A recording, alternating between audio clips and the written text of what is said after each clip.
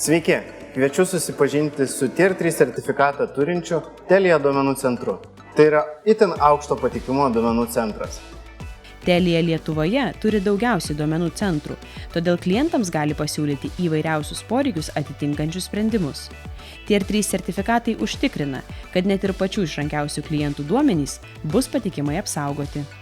Šitas sertifikatas užtikrina, kad mūsų duomenų centras yra įrengtas pagal aukščiausius patikimo standartus. Tai reiškia, kad visos sistemos yra dubliuotos ir užtikrina nepertraukiamą veikimą. Duomenų centrą su beveik 100 serverių stovų per 15 mėnesių įrengė UAB FIMA.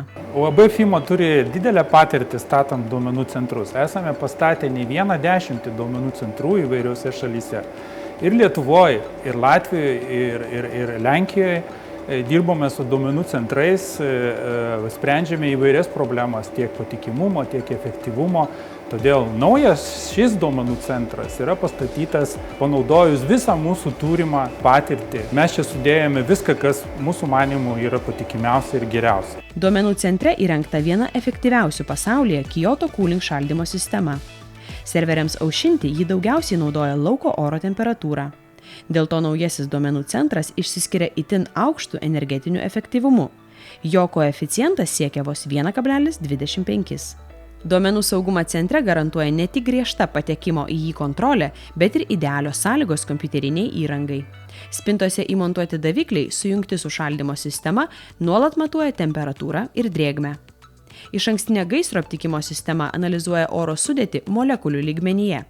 Ji gali iš anksto nustatyti gaisro šaltinį ir specialiomis dujomis užgesinti jo židinį, nesugadindama kompiuterinės įrangos.